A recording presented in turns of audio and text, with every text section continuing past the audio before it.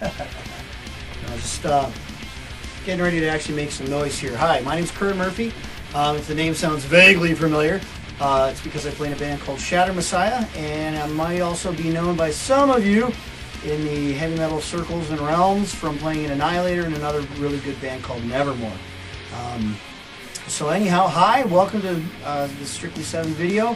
We're talking today about my pedals that we use and that I build for the company, and also about my Strictly 7 signature series, the Messiah. We're here in my recording studio, Smiley Sound Studios, here in Akron, Ohio, which of course you can find at the MySpace, Smiley Sounds Studio. You can find that there. You can also find Shatter Messiah there, and of course you can find Strictly 7 guitars there. And I think you can also find me if you want to be an internet stalker. That's cool too. So anyhow, today we're going to talk about our pedals, we're going to talk about our guitars, and all the ideas and whatnot that we put into making them and designing them and building them. Hopefully making you buy them and love them as much as I love them. I'll try not to swear as best I can. Hello all out there in guitar tone questing land. My name is Curran Murphy. I'm endorsee for Strictly 7 Guitars. I'll be playing my Shatter Messiah signature series, actually just called the Messiah guitar. We're going to be talking about today about these guitar pedals that Strictly 7 is building. I actually designed all of them for my own personal use, and then a lot of people were actually saying, hey, those are kind of cool, do you sell them? And you know, being endorsed by Strictly 7, I decided to let Jim sell them so I wouldn't have the headache. So anyhow, we're going to try and be as forthright with what we're doing here in the studio. We are in a recording studio. We're in Smiley Sound Studios in Akron, Ohio. We're using a handmade Marshall clone amp is actually what it is. I built this amp with the help of Bruce Ignator, hence the Ignator name on there. It's like a heavily modified JCM 800. So it can do super high gain, it can do the classic Angus Young AC/DC tone, good blues rock tone, and it's all around. You know, I use this amp on heavy metal records, funk records, all kinds of stuff when I'm recording bands. It's a great kind of middle ground, I like to say, for guitar tone. So being a high gain heavy metal distortion guy, you know, detuning down to the key of A with 7 strings and all this stuff, it still works great for me for that. So the whole point of this, this is actually running through a Mesa Boogie traditional rectifier 412 cab with Celestion Vintage 30s in it. It's the smaller sized, or traditional size, like a Marshall cabinet sized 412.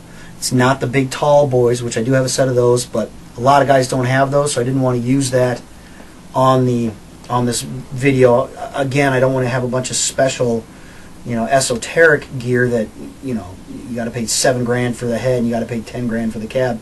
Nothing like that. This is all stuff that you can get, you know, at your standard music retailer. Hopefully a small mom and pop shop, not the big chains. Support your local industry. But and I'll be using, like I said, my signature series Messiah guitar, which has passive DiMarzio pickups in it, which I'm endorsed by, the DiMarzio D-Sonic 7 and the DiMarzio D-Activator 7. So these are my two favorite pickups of choice. The body is a poplar body, so it's very Strat-esque or Fender-esque. I hope we don't get in trouble for mentioning those names, but maybe it's free promo for those guys, who knows. So it's got that bright, light, airy kind of tone, with, again, with the 7-string thing, which Strictly 7 is doing. Heavy, dark woods, in my opinion, for what I wanted for my guitar, don't work right.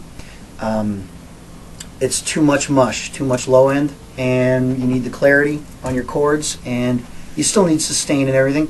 And hey, how long has Fender been making guitars of poplar and alder? Come on, it's good stuff. The other guitar I might be switching to if I break a string or something, or just, you know, in case, is my other Messiah, affectionately dubbed Chocolate Rain.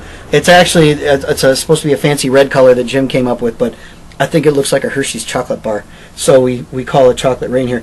This actually has a different neck pickup in it. It's a DiMarzio Air Norton up in the neck. It's a little bit drier of a pickup, not as much saturation, but really nice on clean stuff and mellow, kind of make your guitar weep kind of guitar solo stuff. mahogany body, so for rhythm tracking, it's pretty nice. I do like this one, not to bash on mahogany like I maybe was coming off a moment ago with my poplar body guitar.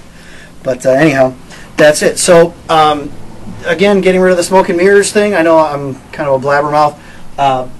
We're using a digital kind of a Pro Tools rig for recording, and it's just 2 microphones. It's a Shure SM Beta 57, not the standard 57, and an Octava MK319 condenser mic. So I'm using 2 microphones on the same speaker, Celestion Vintage 30, and I'm blending the 2 tones, and I'm just going through some preamps.